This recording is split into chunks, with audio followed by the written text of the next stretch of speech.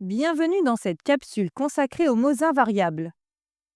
Ce sont des mots dont l'orthographe ne change jamais, quel que soit le contexte de la phrase. Nous allons découvrir les trois grandes familles, les adverbes, les prépositions et les conjonctions.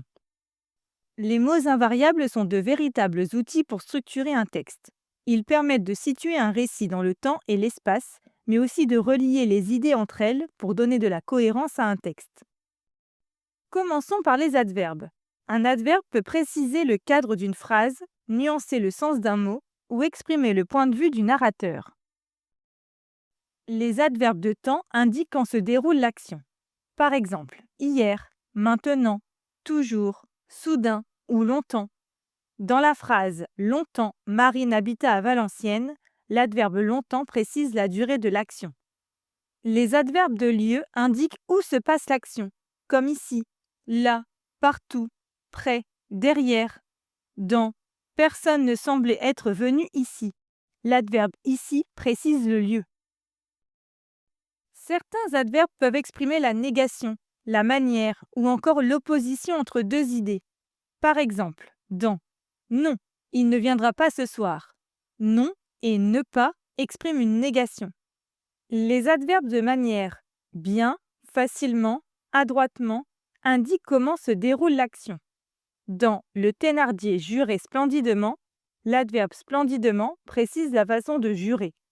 Les adverbes d'opposition, comme pourtant, cependant, permettent de marquer un contraste, comme dans je ne le connaissais pas, pourtant il m'avait aidé. Le mot pourtant oppose deux idées. Les adverbes d'intensité modifient la force d'un mot. En voici quelques-uns. Très, peu, tellement, trop. Dans l'obscurité était trop épaisse, l'adverbe trop renforce l'adjectif épaisse.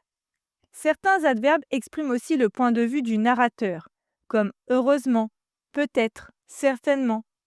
Dans malheureusement, ce qu'il disait était vrai.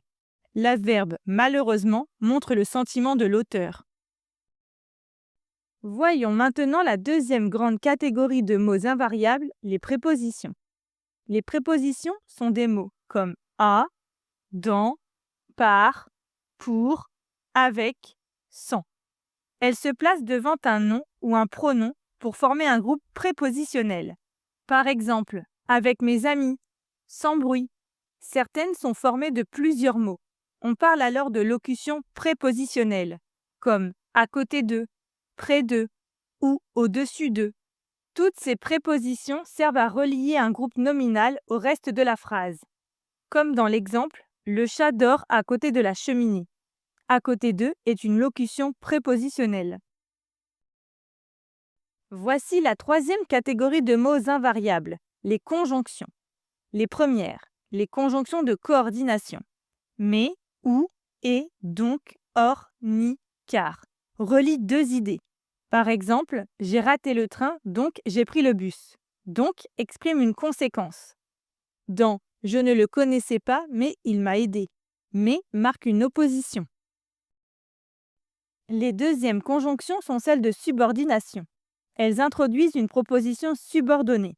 La plus fréquente est que, mais on trouve aussi quand, parce que, afin que ou bien que. Par exemple, Mina pense que tu as raison. Le mot que introduit la proposition subordonnée tu as raison. Pour résumer, les mots invariables ne changent jamais de forme. Ils se divisent en trois grandes catégories, les adverbes, les prépositions et les conjonctions. Tu as aimé cette vidéo? Abonne-toi à notre chaîne et retrouve-nous sans plus tarder sur notre site internet passeeducation.fr et également sur les réseaux sociaux. À bientôt!